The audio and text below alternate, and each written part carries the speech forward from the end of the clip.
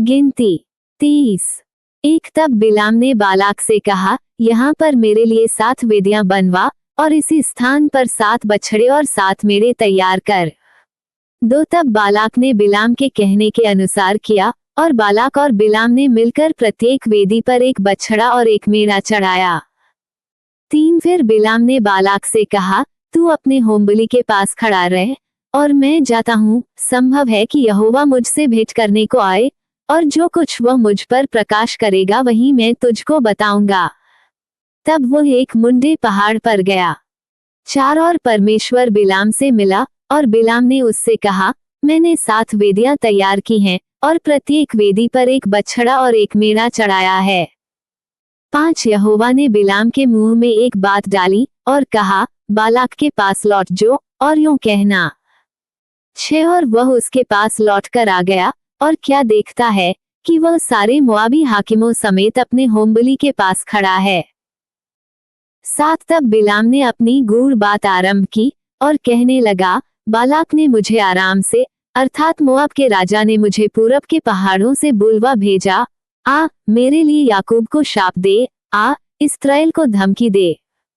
8 परंतु जिन्हें ईश्वर ने नहीं शाप दिया उन्हें मैं क्यों शाप दूं? और जिन्हें यहोवा ने धमकी नहीं दी उन्हें मैं कैसे धमकी दूं? 9 चट्टानों की चोटी पर से वे मुझे दिखाई पड़ते हैं, पहाड़ियों पर से मैं उनको देखता हूँ। वो ऐसी जाति है जो अकेली बसी रहेगी और अन्य जातियों से अलग गिनी जाएगी। 10 याकूब की धूली के किनके को कौन गिन सकता है? वह इस्राएल की चौथाई की गिनती कौन ले सकता है? सौभाग्य यदि मेरी मृत्यु धर्मियों की सी और मेरा अंत भी उन्हीं के समान हो। 11 तब बालाक ने बिलाम से कहा, तूने मुझसे क्या किया है? मैंने तुझे अपने शत्रुओं को शाप देने बुलवाया था, परंतु तूने उन्हें आशीष ही आशीष दी है। 12 उसने कहा, जो बात यहोवा ने मुझे सिखलाई क्या मुझे उसी को सावधानी से बोलना न चाहिए? 13 बालाक ने उससे कहा, मेरे संग दूसरे स्थान पर चल, जहां से वे तुझे दिखाई देंगे, तू उन सबों को तो नहीं, केवल बाहर वालों को देख सकेगा, वहां से उन्हें मेरे लिए शाप दे। 14 तब वह उसको सोपीम नाम मैदान में पिसगा के सिरे पर ले गया और वहां 7 वेदियां बनवाकर प्रत्येक पर एक बछड़ा और एक मेढ़ा चढ़ाया। 15 तब बिलाम ने बालाक से कहा, अपने होमबलि के पास यहीं खड़ा रह और मैं उधर जाकर यहोवा से भेंट करूं। 16 और यहोवा ने बिलाम से भेंट की और उसने उसके मुंह में एक बात डाली और कहा कि बालाक के पास लौट जा और यूं कहना।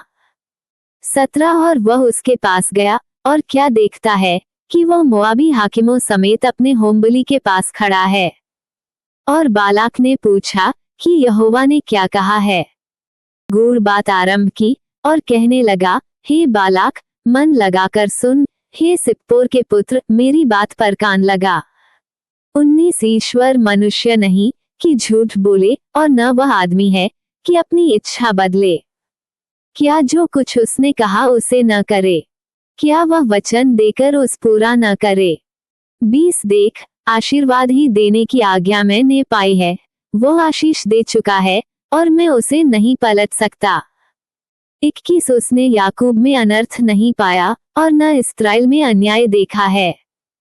उसका परमेश्वर यहोवा उसके संग है और उनमें राजा की सी ललकार होती है।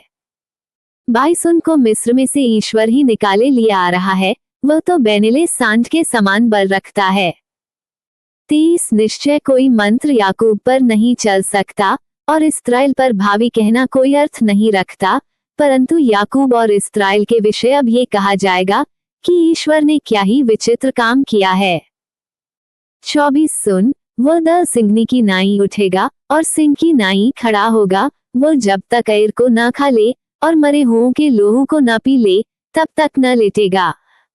25 तब बालाक ने बिलाम से कहा, उनको न तो शाप देना और न आशीष देना। 26 बिलाम ने बालाक से कहा, क्या मैंने तुझसे नहीं कहा कि जो कुछ यहोवा मुझसे कहेगा वही मुझे करना पड़ेगा? 27 बालाक ने बिलाम से कहा, चल, मैं तुझको एक और स्थान पर ले चलता हूँ, संभव है कि परमेश्वर की इच्छा हो कि तू वहां से उन्हें मेरे लिए शाप दे। 28 तब बालाक बिलाम को पो के सिरे पर, जहां से यशीमोन देश दिखाई देता है, ले गया। 29 और बिलाम ने बालाक से कहा, यहाँ पर मेरे लिए 7 वेदियां बनवा और यहाँ 7 बछड़े और 7 मेढ़े तैयार कर। 30 बिलाम के कहने के अनुसार बालाक ने प्रत्येक वेदी पर एक बछड़ा और एक मेढ़ा चढ़ाया।